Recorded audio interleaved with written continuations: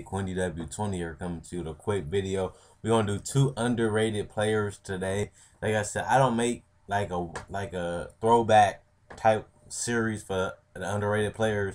I'm just gonna talk about the people that's underrated up on the hot topic. But I don't really think Mike Conley underrated. Is he a top 5 point guard? Probably not. Is he a top 10 point guard? Yes, he is, but he doesn't do nothing amazing. He's a good defender. He knows how to play the system that he's in. He obviously is a starting point guard in this league. But with that being said, a lot of people running around here saying Mike Conley is underrated. He deserves more attention. He Nobody pays attention to him. He's underrated. I'm looking like Mike Conley is a great, good player. He's a starting point guard in this league. I just don't see him being a top 5 point guard because he just doesn't dominate the game. And since you don't dominate the game like other players like Steph Curry, John Wall, Rondo, they dominate the game in so many areas, and they just dominate the game offensively too. Mike Conley seems like a type of player that's a role player. He knows his role. He know how to play the system. He gonna pick his spots when to score. He gonna knock down open shots.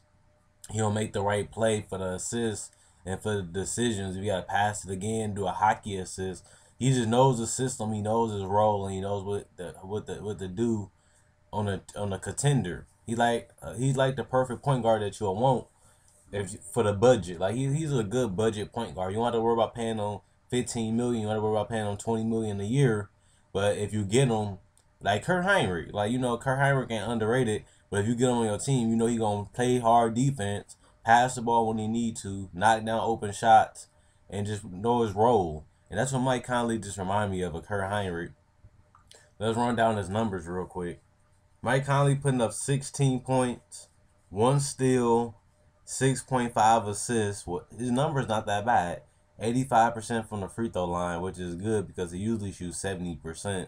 But now these last couple of years, he's been working on his game, and now he's shooting 85%.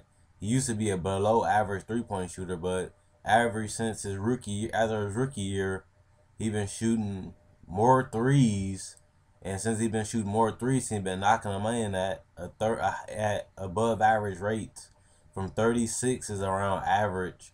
We had a couple seasons when he shot 40. He had a couple seasons when he shot 37 and 38, which is crazy numbers for Mike Conley, considering that he's a smaller guard. He's real small and he's real skinny. It's good to see he was working on his game and he can knock down that 3 ball consistently. And 44% from the field. He always been a decent field goal shooter. Like I said, Mike Conley is the type of player that picks his spots when to score. He doesn't really try to score too much. He really doesn't try to force up shots. He don't try to dominate and take over games. He just knows when to knock down big threes. He knows when to make the extra pass. He knows when to pass on right. He knows when to get the ball to other players. He just knows the system of the team. And he just a player that worked on his game. Mike Conley, to me, I think he just been every year. He just been getting work better. He just getting better.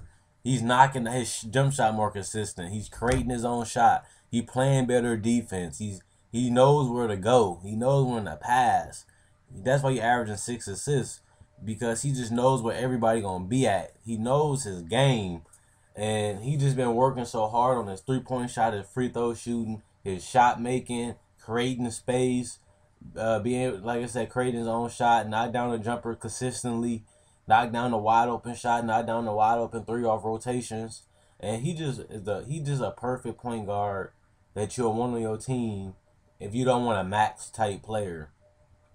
He's like a person you can pay 10 million that can get the job done and you can still win a championship. Like I said, Miami Heat won the championship without a point guard, a dominant point guard. You know what I'm saying?